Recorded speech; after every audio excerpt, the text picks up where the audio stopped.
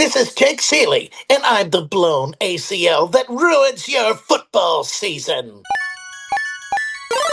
Good news, everyone! Let's get dangerous. This is so cool! I know! It feels so right! It's Jake Seeley. I'm sorry, who is this? Nice try, Moonman! Pretending not to know! Greatest mastermind! You just made the list! I thought you said that was a myth. Just because it's a myth doesn't mean it's not true. If you all blindly follow my plan, we may have a chance. Sure, we talk about it all the time. Really? No. Burn. Game on, you ducks. Hopefully you had a good Thanksgiving, a good Thanksgiving weekend, a good week 13. And thank you for everybody who sent the birthday wishes. I greatly appreciate it. Who the hell knew that Nicole could play golf? Even though she's never touched, well, she's touched a golf club playing putt-putt, but had never swung an actual golf club. And yeah, my wife is a natural athlete, as I knew, and she's already possibly better than me, which I already knew that anyway. But let's get to this. Oh, by reminder, I still haven't sold those tickets to Saturday night main event, December 13th in Washington, D.C. for John Cena's final match. So if you're interested, hit me up. I'll drop the price a little bit. I can't believe I haven't sold them yet. This is ridiculous. Anyway, let's talk what actually matters. Let's talk Week 13 fantasy football recap and early waivers look. And we're going all the way back to Thursday because there was no Friday show with everything going on with the holidays, of course. Well, holiday, and then the birthday, like I said. So going all the way back to Thanksgiving. We know Amon-Ra St. Brown is hurt, and obviously people are talking about Isaac TeSlaa with good reason. Love TeSlaa's talent. The issue here is, I would say, watch one thing. Play TeSlaa this week, and that's not the part we need to watch because it's assumed Amon-Ra St. Brown is at least 1 week, possibly 2. But if Khalif Raymond is playing in this game, I would temper your expectations a little bit for TeSlaa. I would still play him as a wide receiver 4, but where he could push wide receiver 3 value with no Khalif Raymond, I would have legitimate concerns because the Lions love to use Khalif Raymond anytime they can. He's one of those veterans like Sterling Shepard, Isaiah Hodgins back with the Giants, the ones that just continually pop up. And I mean, hell, Brandon Cooks now with the Bills. Like, just they find their way into the lineup and kind of ruin the value for other people's. On the other side of the ball, yes, Romeo Doubs, Dontavian Wicks had good games, but we know this about Wicks. This is probably his best game of the season. Probably be hard to ever use him ever again. That's a lot of evers. But on top of it, Romeo Doubs had been so quiet, droppable, and then goes off. Of course, it seems like as soon as we get to the point where we're like, hey, you're droppable, good game's coming. So if you're ready to drop someone, apparently, wait one more game, slam him in your lineup, get the good game, and then drop him. Hello, DJ Moore, which we'll talk about later. So anyway, not expecting a lot from Dobbs either, especially with Jaden Reed getting closer. Christian Watson continues to be only Packers wide receiver I like. Also on Thanksgiving, Samaje Perine is back, and the concerns are already there. It was a 60-40 split with Chase Brown being the 60. But enough that Chase Brown is not that locked-in top 10 running back for the rest of the season now that Perine is back. On the other side, I mean, I had Lamar Jackson down at 7 for quarterbacks, and that felt like I was trying to be like, hey, you know what? It's Lamar Jackson against the Bengals. I can't put him any lower. I should have put him any lower. I should have. He definitely doesn't look 100%. And I know as soon, similar to the whole benching and dropping thing, as soon as we bench him, he's going to go off. Except, I don't know if he will. He just doesn't look 100%. Nothing's clicking. Even his throws aren't on because obviously lower leg injuries. So if you want to bench him, I'm not going to argue much with you. I don't know how far I can go in the ranks. The Baltimore Ravens are at home against the Steelers. They know how to beat the Steelers. The passing game should be able to work against them. But back end QB1, which is insane to say for Lamar. And honestly, if you strip the name off the jersey, I don't think we'd even be ranking him as that. Speaking of those Bears, as I mentioned, Luther Burden continues to see the uptick, and DJ Moore went back to being DJ Moore. And so they head to Green Bay this week. I don't think it'll be much better. And as mentioned before, the Bears have one of the worst schedules matchup-wise for their entire offense rest of the season. Let's get to the Sunday games, and obviously the talk is of Chuba Hubbard getting back into the lead for the Panthers. I don't think this is necessarily so much. Chuba Hubbard definitively is now the lead the rest of the season, and Rico Dowdle is definitively taking the back seat. There were some pass blocking concerns. Like Rico Dowdle, that's one of the things that's hurt him throughout his career, is not the best pass blocker. Where the Panthers needed the pass blocking of Hubbard, and Hubbard happened to be doing pretty well in this game on top of it against the Rams. So I think there's more. They're going to go into their bye, they're going to evaluate, and you know what we're going to get when we come out of it? A Seahawks. Well, a Seahawks until recently when Kenneth Walker started to take over a little bit more. But these backfields where It's going to be both. The good version of the Titans. It's going to be both are involved. You could get a hot hand any given game, but if for fantasy purposes, both in the RB3 conversation with top 15 upside and RB4-5s floors. I know it's frustrating. I know it makes us want to bang our head against the wall, and we love it when it's cleared up, but unfortunately, that's what I would expect coming out of the bye. So that's what you get the rest of the way. Speaking of the rest of the way, Ricky Pearsall, I mentioned in waivers last week, was droppable because facing the Browns and that weather. And also, oh, by the way, the 49ers are on a bye. They do have one more man-heavy team the rest of the way, but they also have a zone-heavy team and then one that's right down the middle. And I mentioned that to say Ricky Pearsall's much better against man. If you want to drop him, especially because he's on his bye, I have no problem with that. Harold Fannin is getting potentially back to that tight end one conversation that we were hoping as he pulls away even more in the routes and opportunities used. 49ers situation was a defense that somewhat exploitable, but the fact that Fannin now with Sanders is starting to develop that rapport, I think we can get Fannin fringe tight end one value.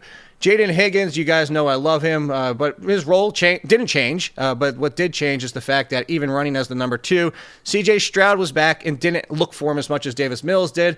He looked for him the same amount that he looked for Xavier Hutchinson. So Jaden Higgins goes from being a wide receiver 4 to a wide receiver 5. Unless they get some kind of injury.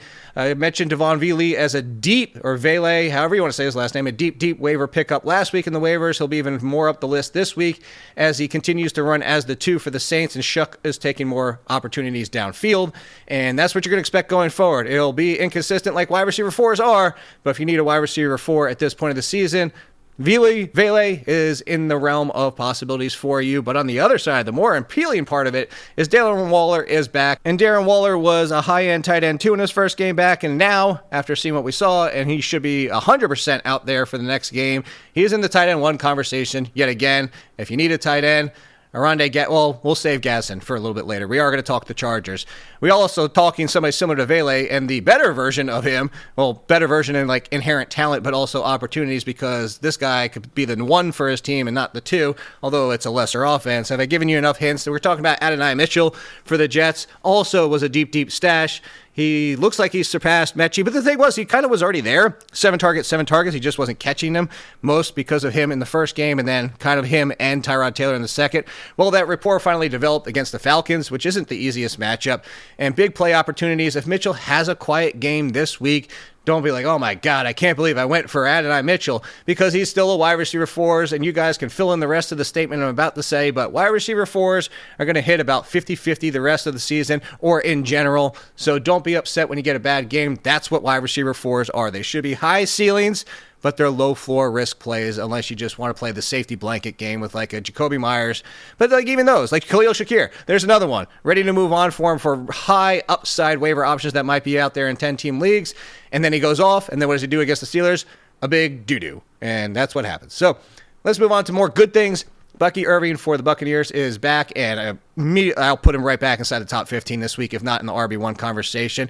He did not get the first opportunities with Rachaad White, and they did rotate drives and opportunities somewhat throughout the game, but Bucky Irving looked good, looks like he's near 100%, and looked better than Rachaad White, and Sean Tucker was kind of a non-factor, so Bucky Irving is back. And also, Chris Godwin looked good in that game. He looked better than he did earlier this season on his first return from the injury. Maybe taking this time is what he really needed because Godwin was separating. Baker Mayfield was looking for him.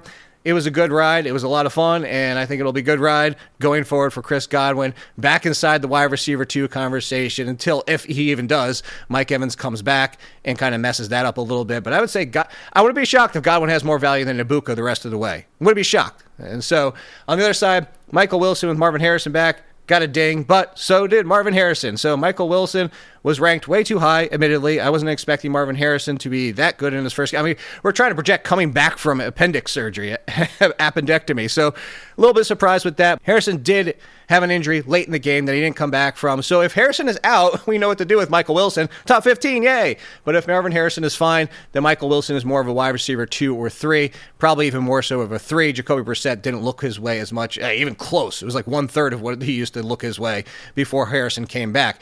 Speaking of coming back, Brian Thomas came back. also ranked too high. Maybe they were easing him back. I was surprised. I thought that the Jaguars at this point, and again, against the Titans, but anyway, I thought the Jaguars at this point, if Brian Thomas had waited this long to come back, that they were waiting for him to be 100%. I expect a little bit better for him going forward, but more of a wide receiver 3 than a wide receiver 2, or even that wide receiver 1 we had hoped for at the beginning of the season because he is Brian Thomas. And Trevor Lawrence just, again, doesn't have the same appeal of targeting him as much as Mac Jones did. So can we get Mac Jones back on the Jaguars next year, just for my Brian Thomas love? But Brenton Strange, if you need a tight end, by the way, continue to roll even with Brian Thomas back. So I think we could say Brenton Strange is still on the fringe tight end 1 conversation, even with Thomas back. On the other side, Ayamander comes back, kind of ruins DK in the passing game, which you know what that means. There are no Titans that you want to start. None in the backfield, none in the passing game, nobody. We just want the Titans to go away. Get that first pick and leave us alone. The Aaron Jones injury is one to watch. Obviously, if he's hurt, even with Brosmer or J.J. McCarthy, which who thought it could get worse than J.J. McCarthy? It did. Max Brosmer was worse. But anyway, sorry, Justin Jefferson people. Who thought that we would be like, yay, we enjoyed those 10 points from Justin Jefferson and PPR, because you'd be wishing for that after yesterday. Anyway, we're talking Aaron Jones. Aaron Jones is out. Jordan Mason, no matter who the quarterback is, will be volume. It will get all the touches as an RB2. If J.J. McCarthy's back, still an RB2. That's what's going to happen. On the other side, why the hell did we draft that Jackson Smith-Njigba guy? Why did I tell you guys to draft him as a top 5 wide receiver? He stinks. He just had his first single-digit performance of the year. I can't believe that guy. But jokes aside, it'll be fine on the Seahawks. I mentioned it earlier, Seahawks, you have a little bit more faith in Kenneth Walker as a solid RB2 going forward as he continues to have more of that lead over Charbonnet. Charbonnet's still concerned at the goal line. And as we're wrapping things up, I mentioned to talk the Chargers. I did loop in the Bills earlier. Both muted passing games. Maybe Sean McDermott and that offense and Brady and everything can fix things at some point, but I don't know. Call some play action a little bit more, Bills, or just that offense looks broken, just like the Eagles looks broken. Although the Bills look less broken, and the Chargers, as I bring this up to bring it up, as for both concerns going forward for the passing games, the Bills are going to be hard to trust anybody in that passing game. The Chargers, hard to trust anybody after Ladd McConkey. I brought that up earlier, but with the Justin Herbert injury, he might miss time, he might not. Obviously, if he does, we drop the entire pass-catching options down in the ranks. If Justin Herbert is back, we still do it a little bit because they were run-heavy, and I wouldn't be surprised that given Herbert's injury, and especially if we get Hampton back, which even if we don't, I can see the Chargers just leaning more of that 50-50 close kind of balance, and the Chargers we have to wait all the way till Monday night to get the Herbert news, by the way. They get Philly at home, so a lot of running possibly going forward, which means Rondé Gadsden, obviously if Trey Lance, boom, that's out the window. But Gadsden's fun as a tight end 1 might be done, even with Herbert. And then Quentin Johnston, way down in the wide receiver 4, you need a touchdown or bust, and Keenan Allen's hard to use. So, yeah, Ladd McConkey, whoever the running back is, whether it's Vidal or Hampton is back, and that might be about it. And that's about it for this. Oh, wait, it's not. I have one more. Pat Bryant. You guys know my feelings on Pat Bryant if you've been following me since the draft. I wasn't a huge fan of Pat Bryant, but I did love the fit because of the skill set similarities to Marcus Colston and Michael Thomas. I do not think that he's a wide receiver 1 or ever will be a wide receiver 1. It was the skill set and one Sean Payton likes to have in his offense, and Pat Bryant moved into the number 2 role. So concerns for Troy Franklin, but deeper leagues, thumbs up for Pat Bryant. And oh, by the way, they get the Raiders this week. So Pat Bryant potentially a wide receiver 4 in week 14. And good luck in week 14. The waivers will be out soon. And good times, great taste, less Philly.